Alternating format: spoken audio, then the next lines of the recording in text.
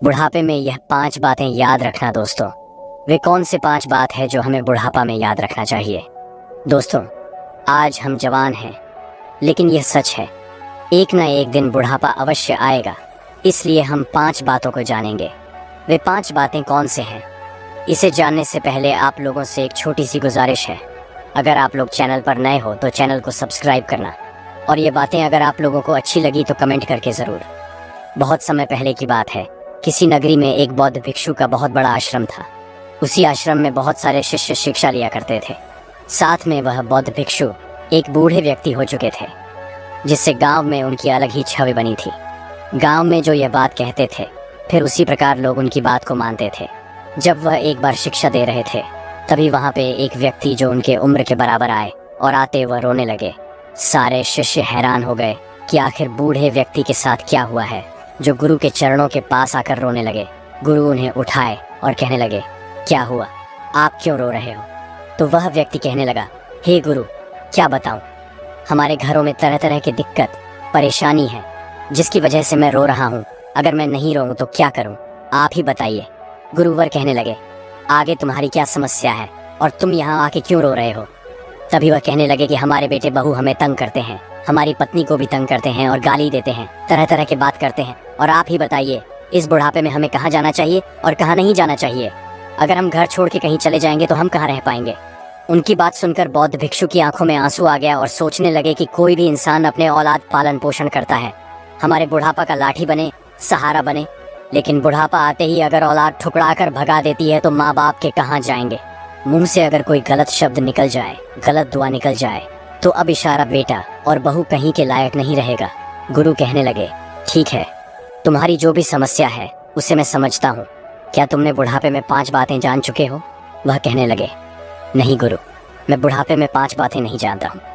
आखिर वे 5 बातें कौन सी हैं जिसे बुढ़ापा में याद रखना चाहिए? गुरु कहने लगे कि वे 5 बातें मैं तुम्हें बता रहा हूँ, जिसे बुढ़ापा में तुम्हें याद रखना चाहिए, चाहे वह स्त्री हो या पुरुष हो। सबको यह 5 बातें अपने जीवन में याद रखना चाहिए। और कहने लगे, मेरी बात को ध्यान से सुनो, और मैं यह कहना चाहता हूँ कि यह 5 बातें आपको ही नहीं बताना चाहता, बल्कि आपके घर परिवार के सारे सदस्य को बताना चाहता हूँ।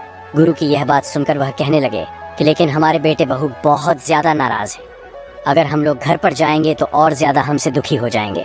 हमारे बहू बहुत ज्यादा ताना मारती है, साथ में उसका साथ हमारा बेटा भी देता है, और यही बात सुनकर और भी ताने मारने लगेंगे।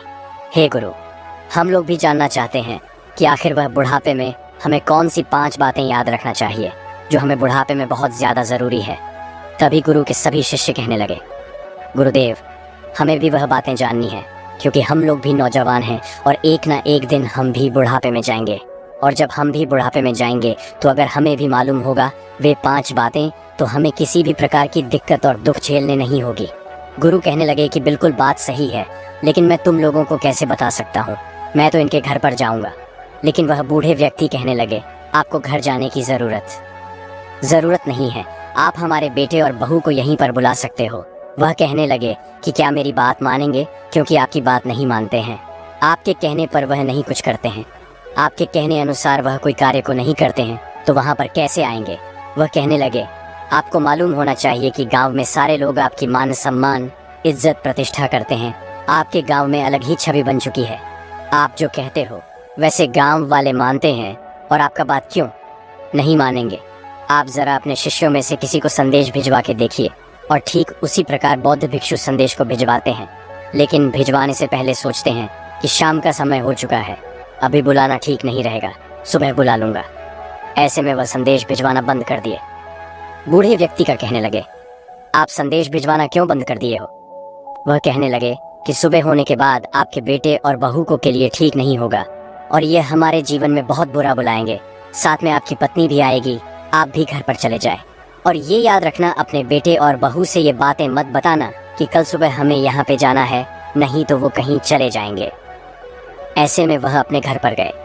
फिर भी उनकी पत्नी रो रही थी और कह रही थी, आपके जाने के बाद बेटे और बहू ने हमें तरह तरह के ताना मारे, मारने के लिए वह दौड़ रहे थे, लेकिन बेटा वहीं खड़ा था, मना नहीं कर रहा था। व्यक्ति चुप हो गए और कहने लगे कि चुप हो जाओ, इसका सुबह होते ही कोई ना कोई समाधान निकल जाएगा। और उन्होंने बताया, बौद्ध भिक्षु के पास मिलने गए थे। और बौद्ध भिक्षु ने हमें बुढ़ापे में 5 बातें याद रखने के लिए कह रहे हैं। अगर हम वे 5 बातें बुढ़ापे में याद रखेंगे तो वह कह रहे हैं, आपके बुढ़ापे में किसी भी प्रकार की दुख तकलीफ नहीं आ पाएगी, लेकिन वह पूरे परिवार को साथ यह 5 बातें बताना चाहते हैं, साथ में अपने शिष्यों को भी बताना चाहते हैं। इसलिए वह सुबह ही हमारे घर पर संदेश भेजेंगे और सुबह होते ही बूढ़े व्यक्ति अपनी पत्नी को लेकर आश्रम में पहुंच जाते हैं। बेटे और बहू जब यह देखते हैं तो वह सोचने लगते हैं कि यह हमारे घर से कहीं जा रहे हैं, हमारे लिए तो अच्छा होगा, क्योंकि इनको हम भोजन देते हैं, पानी देते हैं, तरह तरह के यह सेवा बर्दाश्त करवाते हैं, फिर भी हमें डांटते हैं, गाली देते हैं। लेकिन वह पूरा कारनामा बेटे और बहू ही दोहराते थे, लेकिन इनके ऊपर झूठे लांछन लगाते थे। ऐसे में कुछ समय बीता। आश्रम से एक शिष्य आया और वहीं पे आवाज लगाया। दरवाजे से बेटा निकला और कहने लगा कि बौद्ध भिक्षु आपको और आपकी पत्नी को बुलावाया है, आप लोग आश्रम में अवश्य आ जाना। वे लोग खुश हो गए और सोचने लगे कि बहुत अच्छी बात है, गुरु हमें बुला रहे हैं, हम लोग गुरु के पास खुद जाते हैं, लेकिन गुरु हमें आज बुला रहे हैं, कोई चीज़ अवश्य हमें देंगे, हमें ज़रूर खुशियाँ मिलेंगे। इसलिए बेटे और बहू पूरे अच्छे तरह से तैयार होकर आश्रम की ओर चल दिए। चलते चलते वे आश्रम तक पहुँच गए। जब वो आश्रम के करीब पहुँचे तो उन्होंने देखा कि हमारे माता पिता यहीं पर है। उनके मन में थोड़ी सी खोट हुई, लेकिन पत्नी कहने लगे कि चलिए, उससे क्या मतलब है, आपके माता पिता हैं तो हम लोगों को बुलावा आया था, जिसकी वजह से हम गुरु के पास जा रहे हैं। और गुरु के पास गए और उनके पैरों को छुए और गुरु ने आशीर्वाद दिए। आशीर्वाद देने के बाद उन्होंने कहा कि आप लोग यहाँ पर बैठ जाओ, और पता है आप लोगों को मैं आज बहुत बड़ी शिक्षा देने के लिए यहाँ पर बुलाया हूँ, और आप लोगों को याद रहे ये शिक्षा अगर आप लोग हमेशा याद करोगे तो मैं कभी भी आपके साथ दुख और तकलीफ नहीं हो पाएगा। तभी वह स्त्री बोलती है, गुरुवर क्या बताएं, हमारे जीवन में हमारे सास ससुर एक कांटा बन के हमारे जीवन में आ चुके हैं। ये बार बार हमारे ऊपर है, अत्याचार करते हैं और तरह तरह की बातें बोलते हैं, तना मारते हैं, गाली देते हैं। आप ही बताइए कि हम लोग कैसे बर्दाश्त करें। हमारे जीवन में सबसे बड़ा कष्ट यही लोग हैं। गुरु कहने लगे कि बेटी, ऐसा नहीं है कि माता पिता हमारे जीवन में कष्ट भी जाते हैं, लेकिन बेटा भी दोहरा रहा था और कह रहा था कि गुरु हमारी बात को समझा करो, क्योंकि हम लोग भी नहीं चाहते हैं कि हमारे माता पिता हमसे दूर रहे, लेकिन यह लोग हमें बहुत ज़्यादा परेशान करते हैं, बहुत ज़्यादा तकलीफ़ देते हैं।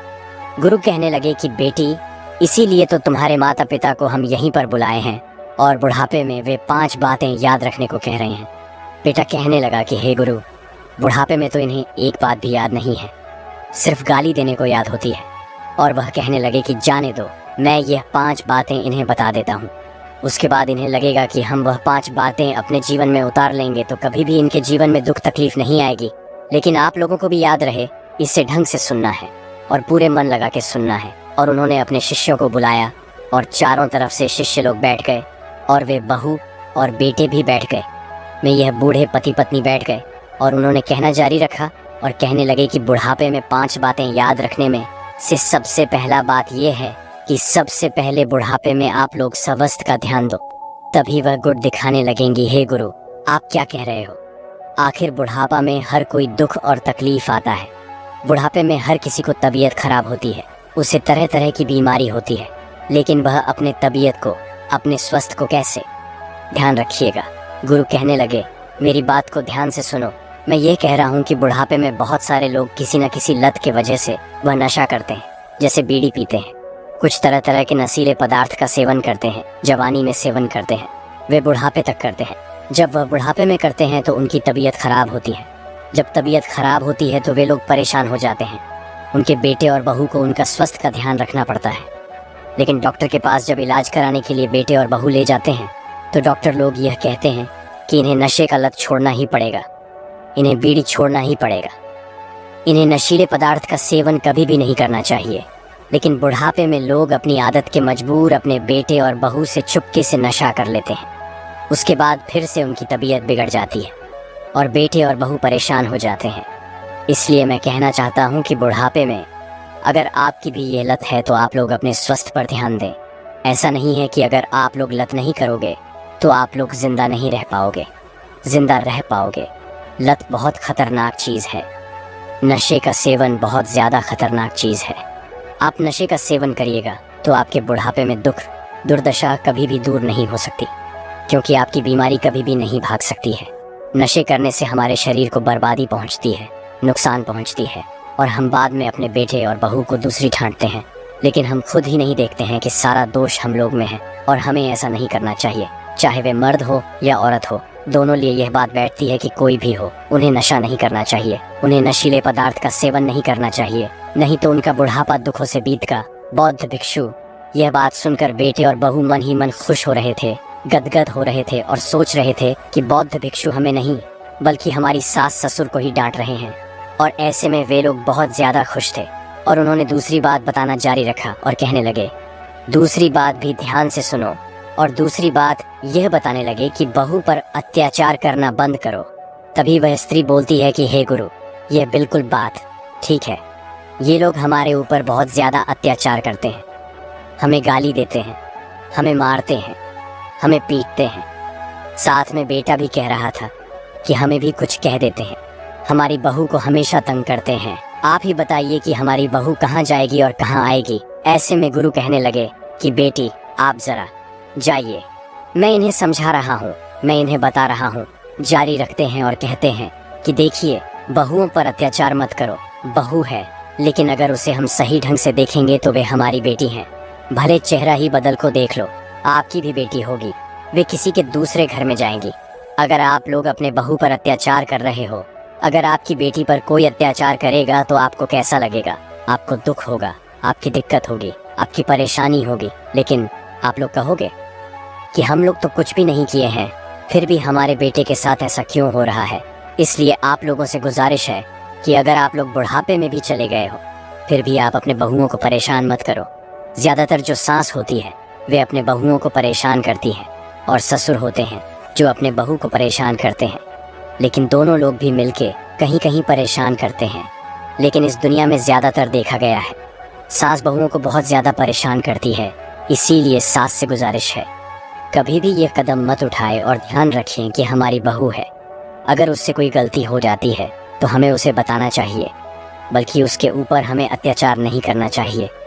नहीं तो कल के समय में हमारे साथ भी हमारी बहू अत्याचार करेगी तो हमारा जीवन बर्बाद हो जाएगा। और उन्होंने दूसरी बात बताने के बाद उन्होंने तीसरी बात बताना जारी रखा और कहते हैं कि उससे कम करना। मैं मानता हूँ कि बुढ़ापे में इंसान चला जाता है तो उसे पता नहीं होता है कि मैं क्या कर रहा हूँ और क्या नहीं कर रहा हूँ।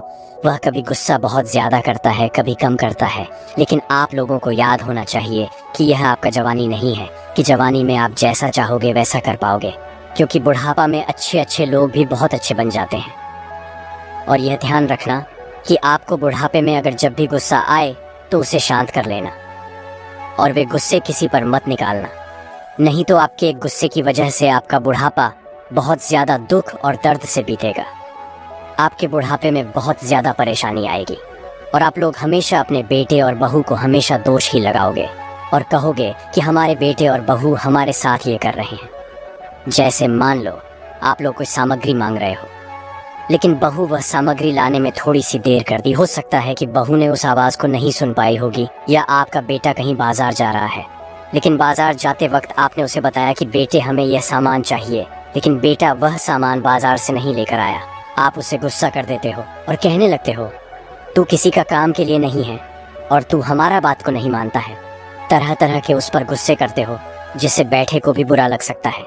आप लोगों को सोचना चाहिए कि हो सकता है कि आपका बेटा भूल गया होगा जो सामग्री आप लोग उसे बताए थे, नहीं तो उसके पास पैसे नहीं बचे होंगे, जिसकी वजह से वह सामग्री नहीं लेकर आया होगा। लेकिन इसी बात को लेकर हम गुस्सा करते हैं, और गुस्सा करने की वजह से हमारा बुढ़ापा दुख और दर्दों से बीतता है और हम हमेशा दुखी रह जाते हैं।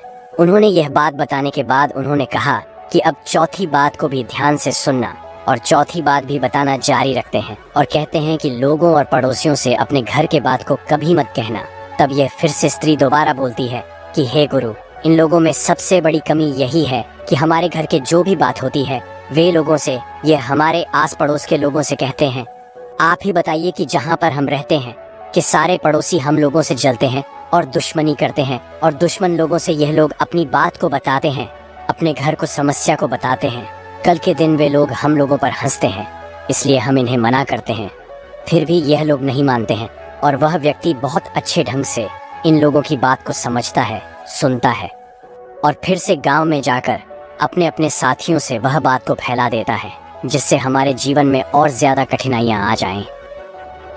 आती है, बौद्ध भिक्षु ने बहू की बात सुनकर कहने लगे कि देखिए, अपने घर की बात किसी भी पड़ोसी से या लोगों से बताने से क्या फायदा हो सकता है। बुढ़ापे में बहुत सारे लोग बूढ़े लोगों के पास आते हैं, उनके पास बैठते हैं, उठते हैं और उनकी जानकारी लेते हैं।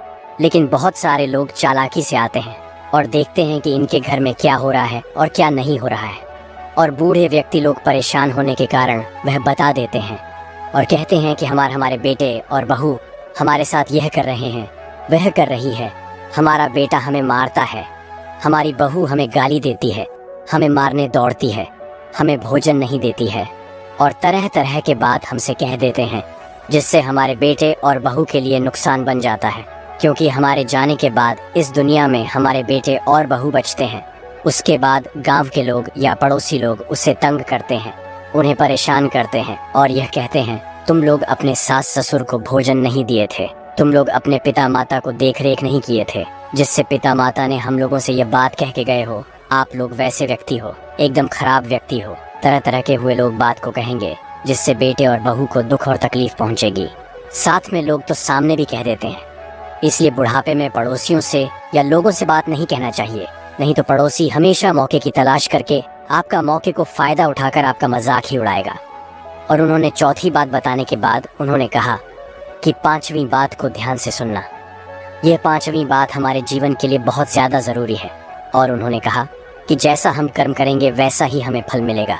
और उन्होंने कहना जारी रखा और कहने लगे कि मान लो हम बुढ़ापे में अपने बेटे और बहू पर अत्याचारी करते हैं, तो हमारे साथ वही घटना दोहरा सकता है, क्योंकि यह प्रकृति हर एक इंसान को, हर एक जीवों से वैसे ही बदला लेता है जैसा हर एक जीव उसके साथ करता है।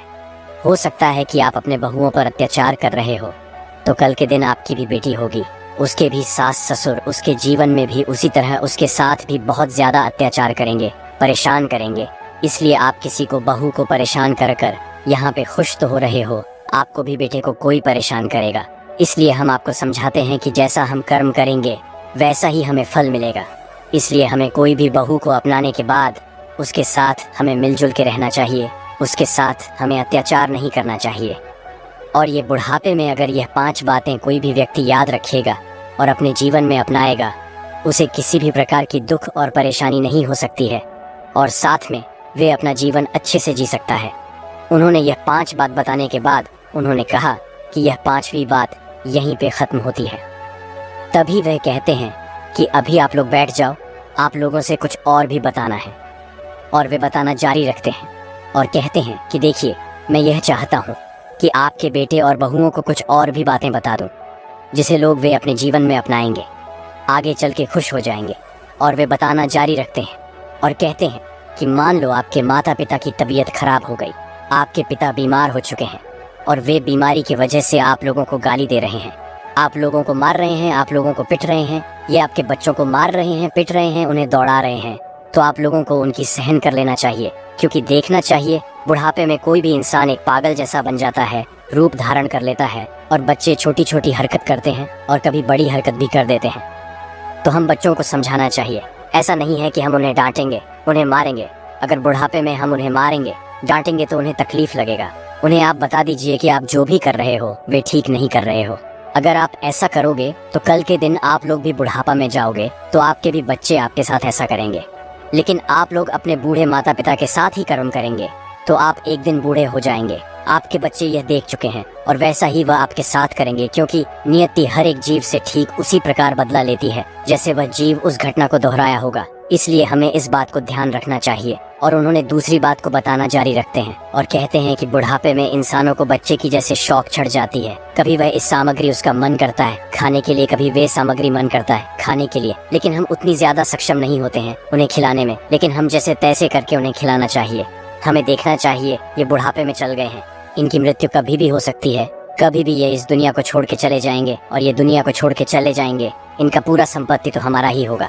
और इसलिए बुढ़ापे में कोई भी बूढ़े व्यक्ति एक बच्चे का रूप धारण करने की वजह से उनके मन में हमेशा लालच आ जाती है, जिसकी वजह से सारी सामग्री उन्हें मन करता है खाने के लिए। लेकिन कोशिश करें कि उन्हें जो सामग्री वह मांग रहे हैं उन्हें खिला देना चाहिए। अगर आपसे कम से कम महीनों में एक बार भी हो सकता है तो उन्हें खिला दो। अगर वे प्रतिदिन मांग रहे हैं और प्रतिदिन आपकी शक्ति नहीं है, तो कोशिश करो कि हफ्ते में कम से कम एक दिन उन्हें खिला देना चाहिए, जिससे आगे चल के आप लोगों को जीवन में बहुत ज़्यादा दुआ मिलेंगी। क्योंकि आप लोग भी एक दिन बुढ़ापा में जाओगे और आपके साथ आपके बच्चे उसी तरह दोहराएंगे। और उन्हें तरह तरह के बात समझाना जारी रखते हैं और कहते हैं कि हो सकता है कि आपके घर में आपके पड़ोसी आते होंगे, इनके दोस्त आते होंगे, इनके बहुत सारे साथी आते होंगे, या इनके उम्र के लोग आते होंगे और अपने घर के बात किसी और से बता देते होंगे।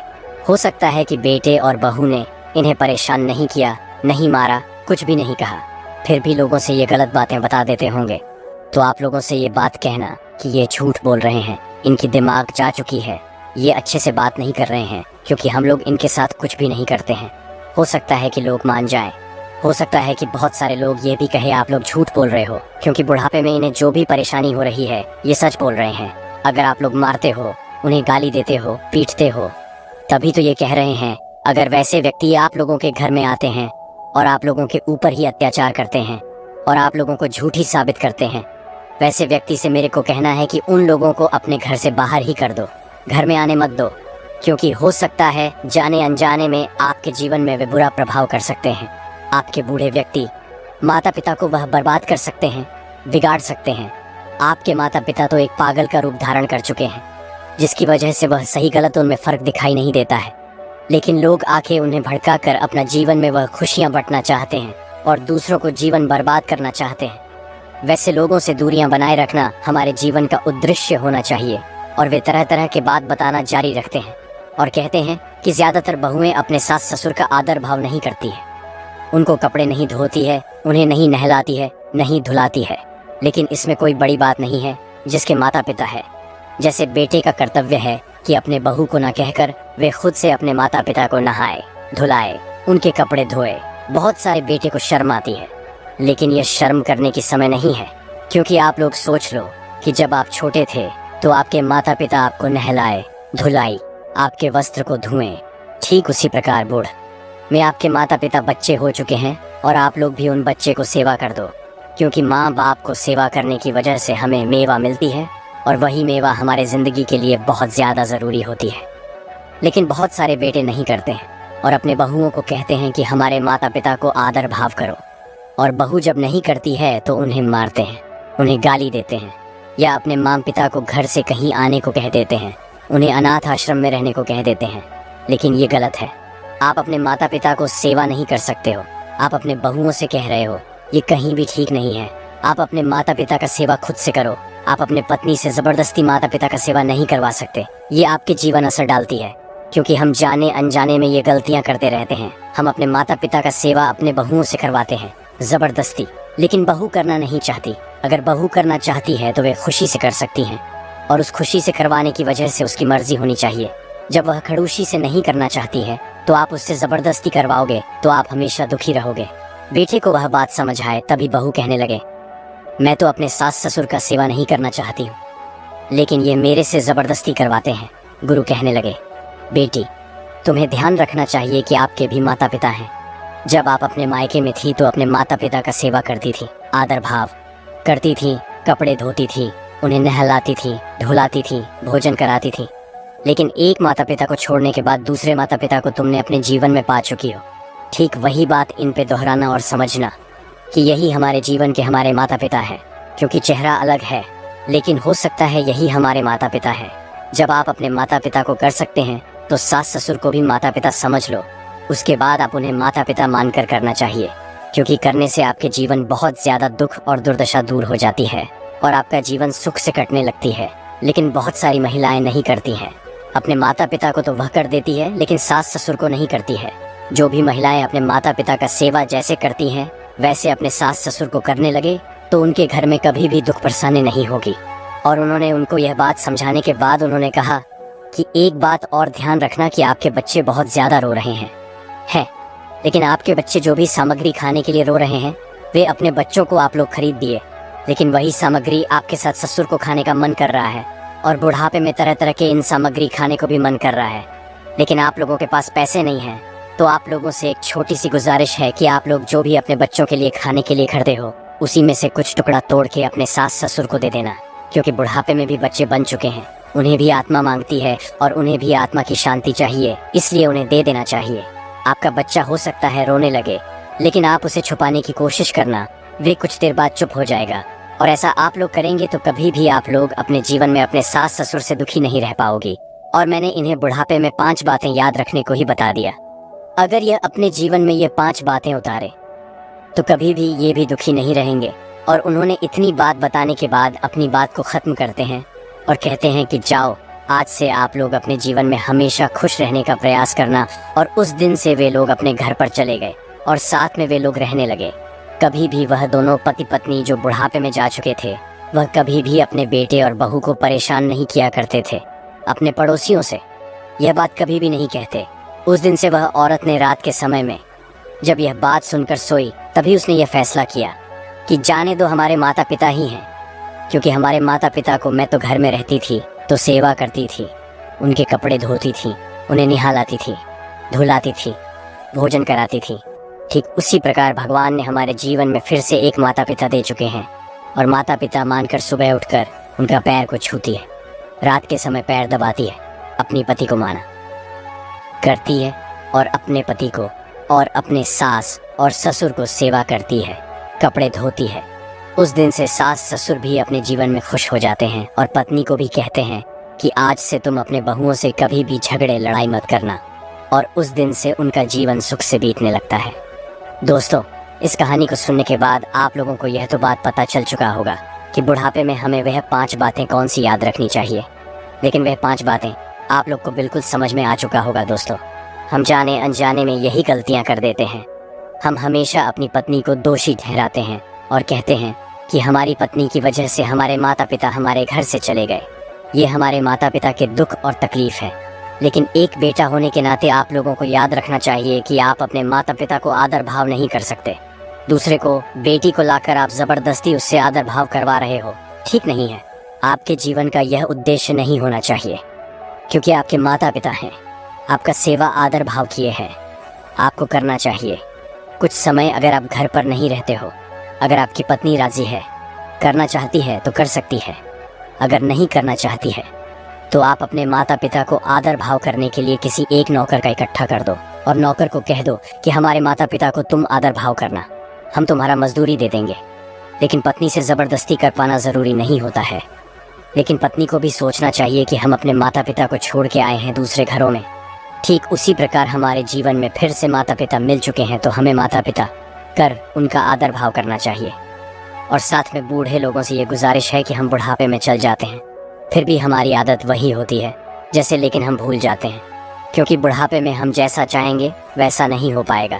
क्योंकि बुढ़ापे में कोई भी चला जाता है तो जवानी जैसी उसे हर एक चीज़ नहीं मिल पाती है, हर समय पे हर मौके की तलाश नहीं हो पाती है, और वे जो चाहता है वह नहीं कर पाता है। इस बात पर लोगों के अवसर ध्यान देना चाहिए। दोस्तों, इस बात को यहीं पर ख़त्म करता हूँ। अगर यह बातें अगर आप लोगों को अच्छी लगी तो कमेंट करके ज़रूर बताना। तो दोस्तों, मिलते हैं एक और ऐसी ही नई कहानी के साथ। तब तक आप हमारे चैनल को सब्सक्राइब करके बेल नोटिफिकेशन को ऑल पर सिलेक्ट कर लें, ताकि आपको इसी प्रकार का बुद्धा स्टोरी मिल सके। धन्यवाद। नमो बुद्धाय।